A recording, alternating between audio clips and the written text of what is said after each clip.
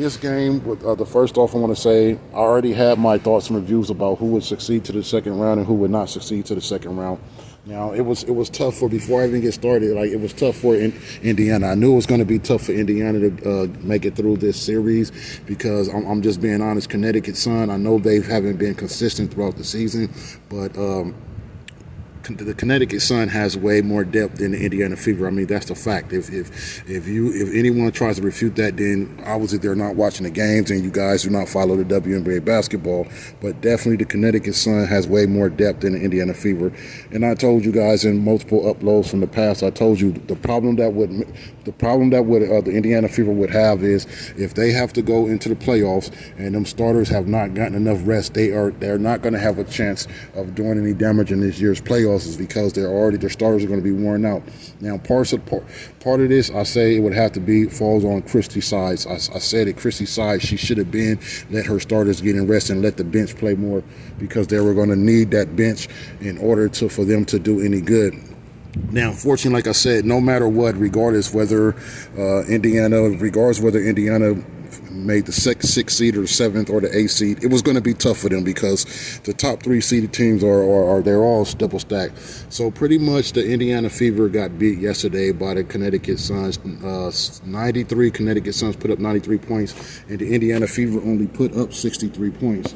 Now, this was obvious. Like I said, I was very skeptical, and I said it. If Indiana Fever wants any chance of succeeding in making it to the second round, they would have to win one of these first two games in Connecticut Sun. So it's going to be very difficult for them, especially in Game 2, because Connecticut Sun are going to be looking to close this series out. So we're going to see about the Indiana Fever if they can split this game, because the only chance they have of making it to the next round is winning Game 2, and then they can have the final game, Game 3, on their home court. So I know a lot of people was getting excited about the Indiana Fever making it to the playoffs finally, but they won't get to host a game in the playoffs if they lose this next game. So they have to come in lights out.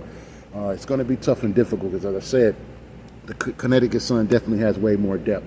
Now, the reason why Indiana Fever lost this game, I'm going to break it down to you guys. The number one key thing is, I told you guys, the Connecticut Suns has way more depth on their roster than the Indiana Fever. The Indiana Fever, to be honest, the Indiana Fever, if their top three players, Kelsey Mitchell, Aaliyah Boston, and Caitlin Clark, isn't playing well, it's going to be a rough road for Indiana. That's like, you see that throughout the season. If one of them three is not clicking or one of them is not really playing well, it's going to be hard for them, and they struggle. So, I mean, the Indiana Fever, they need more help from the rest of their players. They need more depth. So, let's see. Now, the star of this game, definitely, I would say, definitely without a shadow of a doubt, and I know a lot of people were skeptical and talking stuff about her because of her leaving the Chicago Sky, but Marina Mabrey, she was definitely the star of this game. She put up 27 points, 3 rebounds, and 3 assists. So Marina Mabrey, she definitely is the reason why the Connecticut Sun won this game. Triple-double, Alyssa Thomas did put up a triple-double. Okay, she had 12 points, 10 rebounds, and 13 assists. But it was definitely Marina Mabrey. Marina Mabrey was definitely the key player in this game, putting up 27 points coming off the bench. Now, for the Indiana Fever, Kelsey Mitchell had put up the most points. She put up 21 points, 3 rebounds, and 5 assists. And Aaliyah Boston put up 17 points and 11 rebounds and 3 assists. So Aaliyah Boston had a double-double. Caitlin Clark fell a little bit short of making a double-double. She had 11 points, 4 rebounds, and 8 assists. Now, there was a crucial play in this game that I think really took the vibe and the momentum away from the Indiana Fever. Is when there was a no call that should have been called when Caitlin Clark took a blow to the eye, and I think that really impacted the game, definitely.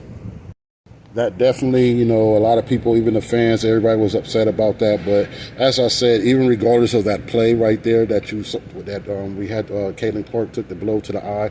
Regardless that, the Connecticut Sun outscored the Indiana Fever every single quarter, okay? In the first quarter, Indiana put up 20 points and the Connecticut Sun put up 23 points. In the second quarter, Indiana Fever put up 18 points and the Connecticut Sun put up 23 points.